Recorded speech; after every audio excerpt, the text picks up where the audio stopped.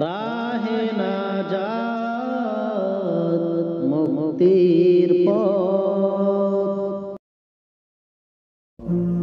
আসসালামু আলাইকুম ওয়া রাহমাতুল্লাহি ওয়া বারাকাতুহু। সম্মানিত উপস্থিতি, কেমন আছেন সবাই? আশা করি আল্লাহ তাআলার অশেষ রহমতে সকলে সুস্থ আছেন এবং ভালো আছেন। সম্মানিত উপস্থিতি, আপনি কি দোয়া করে যাচ্ছেন? দিনের পর দিন মোনাজাতে আল্লাহ তাআলার কাছে চেয়ে যাচ্ছেন, কিন্তু আপনার দোয়া কবুল হচ্ছে না। এটাই মনে হচ্ছে হয়তো আপনার চোখে অশ্রু এসেছে, তবুও কিছুই হলো না। তাহলে এই ভিডিওটি শুধু আপনার জন্য। আজকের এই ভিডিও থেকে আমরা জানব দোয়া কবুল না হওয়ার 4টি কারণ, এবং আমরা আরও জানব দোয়া কবুল হওয়ার জন্য 7টি গোপন নিয়ম সম্পর্কে। তাই সম্পূর্ণ ভিডিওটি মনোযোগ সহকারে দেখতে থাকুন। সম্মানিত উপস্থিতি, প্রথমেই আমরা জানব দোয়া কবুল না হওয়ার 4টি কারণ। যে 4টি কারণে আমাদের দোয়া কবুল হয় না। আমাদের অনেক দোয়া আল্লাহ তাআলা কবুল করেন না, কারণ আমাদের কিছু ভুল, কিছু গাফিলতি, কিছু অশুদ্ধতা রয়েছে। চলুন আমরা প্রথমেই 1 নম্বরটা জেনে নেই। সেটা হচ্ছে হারাম রিজিক। রাসূল সাল্লাল্লাহু আলাইহি ওয়াসাল্লাম বলেন, যদি কেউ হারাম খায় বা পরে, তার দোয়া কবুল হয় না। সহিহ মুসলিম শরীফের হাদিস।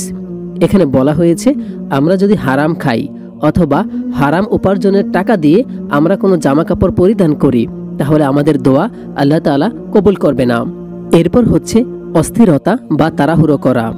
আমরা দোয়া করি কিন্তু ধৈর্য হারিয়ে ফেলি। নবী করিম সাল্লাল্লাহু আলাইহি ওয়াসাল্লাম বলেছেন, তোমরা দোয়া করো এবং তা কবুল হওয়ার ব্যাপারে তাড়াহুড়ো করো না। একদিন রাসূল সাল্লাল্লাহু আলাইহি ওয়াসাল্লাম সাহাবায়ে কেরামদেরকে নিয়ে বসেছিলেন। তখন রাসূল সাল্লাল্লাহু আলাইহি ওয়াসাল্লাম বললেন, বান্দার দোয়া আল্লাহ তাআলা সব সময় কবুল করে থাকে, যদি না সে তাড়াহুড়ো করে। তখন উপস্থিত সাহাবায়ে কেরামগণ বললেন, ইয়া রাসূলুল্লাহ সাল্লাল্লাহু আলাইহি ওয়াসাল্লাম, তাড়াহুড়ো কি? জবাবে রাসূল সাল্লাল্লাহু আলাইহি ওয়াসাল্লাম উত্তর দিলেন যে, বান্দা বলে, আমি দোয়া করেছি, অনেক দোয়া করেছি, কিন্তু আমার মনে হয় আমার দোয়া আল্লাহ তাআলা কবুল করবে না। এই বলে সে দোয়া করা ছেড়ে দেয়। আর এটাই হচ্ছে তাড়াহুড়ো। এই কাজটি আমরা অধিকাংশ মানুষ করি।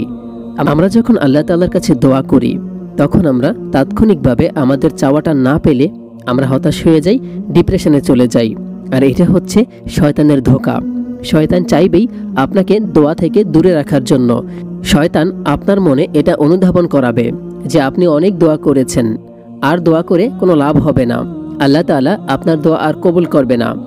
এই কারণে দেখবেন আমরা অনেক সময় ধৈর্য হারিয়ে ফেলি এবং আর দোয়া করি না। 2-1 দিন দোয়া করে দোয়া করা ছেড়ে দেই। আর এই কাজটি করলে আমাদের দোয়া কবুল হবে না।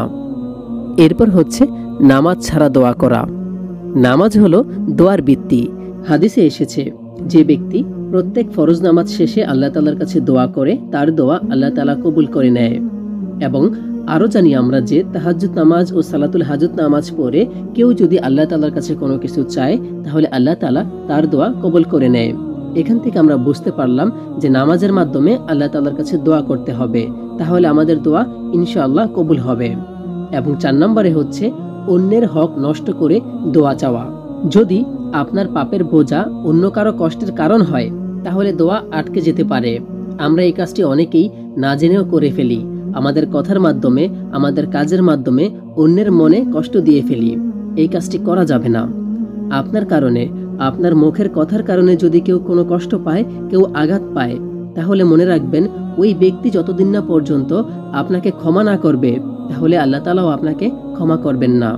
তাই এই কাজটি করা থেকে আমরা সবাই প্রত্যেকেই বিরত থাকবো ইনশাআল্লাহ। এবার আমরা জানব দোয়া কবুল হওয়ার 7টি গোপন নিয়ম।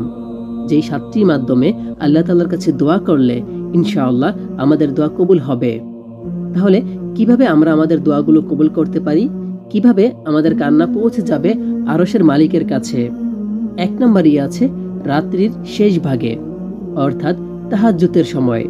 রাসূলুল্লাহ সাল্লাল্লাহু আলাইহি ওয়াসাল্লাম বলেন, রাত্রির শেষ অংশে আল্লাহ তাআলা নিজ হাতে বলেন, কে আমার কাছে চাইবে, আমি তাকে তাই দেব। এভাবে আল্লাহ তাআলা প্রথম আসমানে এসে আপনাকে আমাকে ডাকতে থাকেন। ঠিক ওই সময়ে আপনি যদি আল্লাহ তাআলার কাছে কোনো কিছু চান, ইনশাআল্লাহ সেটা ফেরত আসবে না। তাহাজ্জুদ এমন একটি নামাজ, যে নামাজের মাধ্যমে আপনি আল্লাহ তাআলার কাছে যা চাইবেন, ইনশাআল্লাহ আল্লাহ তাআলা আপনাকে সেটা দেবে। তবে অবশ্যই আপনাকে ধৈর্য ধারণ করতে হবে। তাহাজ্জুদের সময় আল্লাহ তাআলা প্রথম আসমানে এসে আপনাকে আমাকে ডাকতে থাকে যে কে আছো, আমার কাছে চাও, আমি তোমাকে তাই দিব। সুবহানাল্লাহ। একটিবার ভাবুন তো, আপনি যার কাছে চাচ্ছেন, যেই আল্লাহর কাছে চাচ্ছেন, সেই আল্লাহই আপনাকে বলছে তোমার কি প্রয়োজন আমাকে বলো, আমি দিয়ে দিব। আপনি ওই সময় বলতেছেন আল্লাহ আমার এটা লাগবে, আমাকে দাও। বিষয়টা কতটা চমৎকার।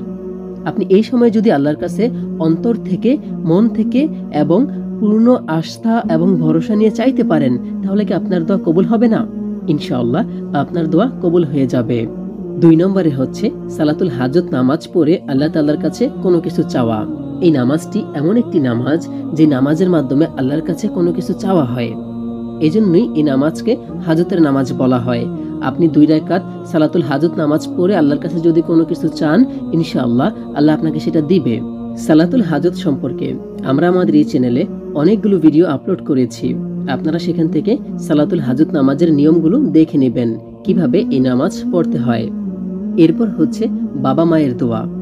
আপনার বাবা মা যদি জীবিত থাকে তাহলে তাদের খেদমত করতে থাকুন। ওনারা যদি আপনার জন্য দোয়া করে, আল্লাহ তাআলা অবশ্যই আপনার দোয়াগুলো কবুল করে নেবে। এরপর 5 নম্বরে হচ্ছে ইসমে আজম পড়ে দোয়া করা। ইসমে আজম এমন একটি দোয়া যে দোয়ার মাধ্যমে আপনি আল্লাহ তাআলার কাছে কোনো কিছু চাইলে ইনশাআল্লাহ আল্লাহ তাআলা এই দোয়ার উসিলায় আপনার দোয়াগুলো কবুল করে নেবে। তাই অবশ্যই ইসমে আজম দোয়াটি শিখে নেবেন। ইসমে আজম সম্পর্কে আমাদের এই চ্যানেলে একটি ভিডিও দেওয়া আছে, সেখানে বিস্তারিত নিয়মকানুন বলা আছে, আপনারা সেখান থেকে দেখে নেবেন। 6 নম্বরে হচ্ছে বিশ্বাস নিয়ে দোয়া করা। অবশ্যই যখনই দোয়া করবেন এমনভাবে দোয়া করবেন যেন আপনার দোয়া কবুল হয়ে গেছে, আল্লাহ আপনার দোয়া কবুল করে নিয়েছে, এই মনোভাব নিয়ে দোয়া করবেন। মনের ভিতরে এরকম সন্দেহ রাখবেন না যে আমার দোয়া কি কবুল হবে, এরকম কনফিউজড হবেন না। আল্লাহর উপর পূর্ণ আস্থা এবং ভরসা নিয়ে দোয়া করবেন। আল্লাহ তাআলা পবিত্র কোরআনে বলেছে, বান্দা আমার প্রতি যেমন ধারণা রাখবে আমি তার প্রতি তেমনই হব। সুতরাং এখান থেকে আমরা বুঝতে পারলাম, আপনি যার কাছে চাচ্ছেন, যে আল্লাহর কাছে চাচ্ছেন, ওনার প্রতি যদি আপনি পজিটিভ চিন্তা রাখেন যে আমার দোয়া কবুল হয়েছে, মন থেকে যদি এটা বিশ্বাস করেন, তাহলে ইনশাআল্লাহ আপনার দোয়া কবুল হবে। কারণ আল্লাহ তাআলা আমাদেরকে অনেক বেশি ভালোবাসে। এবং 7 নম্বরে হচ্ছে রোজা অবস্থায় দোয়া করা। আমরা চেষ্টা করব সপ্তাহে 2 দিন নফল রোজা রাখার জন্য।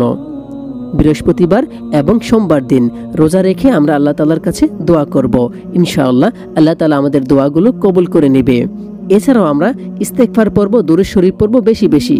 আমরা সারাদিনে অনেক কাজকর্ম করি হয়তোবা হাত দ্বারা, কিন্তু আমাদের মুখ কিন্তু অবসর থাকে। আমরা সারাদিন কাজের ফাঁকে ফাঁকে পড়তে পারি আস্তাগফিরুল্লাহ অথবা সাল্লাল্লাহু আলাইহি ওয়াসাল্লাম।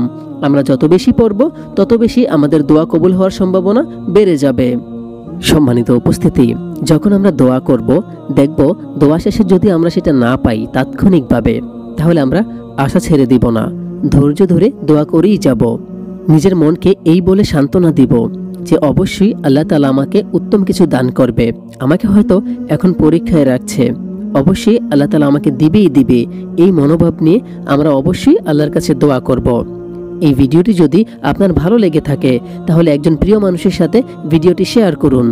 হয়তো আপনার এই একটি শেয়ারের কারণে আল্লাহ তাআলা সেই ব্যক্তির দোয়া কবুল করে নেয়, আর আপনি মাঝখান থেকে একটি সওয়াব পেয়ে গেলেন, হয়তোবা আপনার দোয়া কবুল হয়ে যাবে।